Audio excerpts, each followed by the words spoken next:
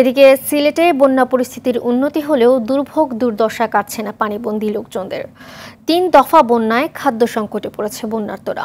এদিকে বিভিন্ন স্থানে বেড়িবাঁধ ভেঙে যাওয়ায় পানি নামছে না সীমান্তবর্তী জকিগঞ্জ সহ বন্যা কবলিত এলাকায়। গ্রামীণ সড়কগুলো পানিতে তলিয়ে থাকায় দুর্গম এলাকায় যাচ্ছে না ত্রাণ সহায়তা। সিলেট থেকে রাজাক রুনুর পাঠানো তথ্যছবিতে সৈয়দা সামিয়া তামান্নার রিপোর্ট।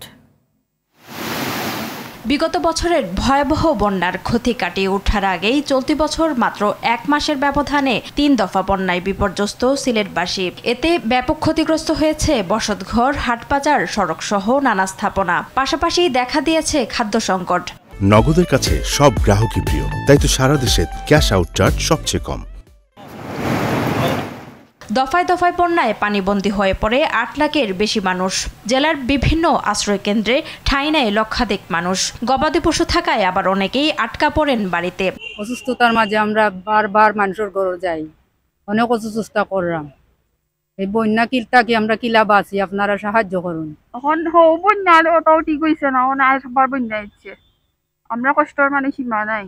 এদিকে নদীর পানি ধীরগতিতে কমায় এখনও বিভিন্ন এলাকার রাস্তাঘাটে কোথাও হাঁটু পানি, কোথাও কোমর পানি। রাস্তার পাশে বন্যা কবলিতরা ত্রাণ সহায়তা পেলেও বঞ্চিত হচ্ছেন যোগাযোগ বিচ্ছিন্ন এলাকার মানুষ। আমরা এমপি, মন্ত্রী, মিনিস্টাররা বাংলাদেশ সরকার যদি সুখে থাকে আমরা পানিবন্দী করিয়া, এতে আমরা মনে করি যে মঙ্গল।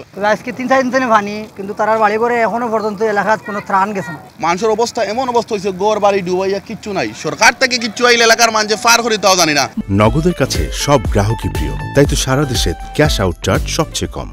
বন্যায় সিলেট, জকিগঞ্জ সহ বিভিন্ন জায়গায় ক্ষতিগ্রস্ত বেড়িবাঁধগুলো পরিদর্শন করার কথা জানায় পানি উন্নয়ন বোর্ড। তার চলাকালীন অবস্থায় তখন আবার সেকেন্ড টাইম বন্যাটা, আমরা অনেকগুলো জায়গায় কাজ করছি। কাজগুলো যেহেতু আমরা মাটি দিয়ে স্ট্রেংথ বাড়াইতে পারি না, পরে আবার এটা করি। এখন যেটা আছে যে পানির লেভেলটা একটু কমলে পরে আমরা তা শুরু করে দেবো। সবার সহযোগিতায় আবারও জীবন যুদ্ধে ঘুরে দাঁড়ানোর প্রত্যাশা। সবকিছু হারিয়ে মানবেতর জীবনযাপন করা এসব মানুষ। সৈয়দা সামিয়া তামান্না, RTV।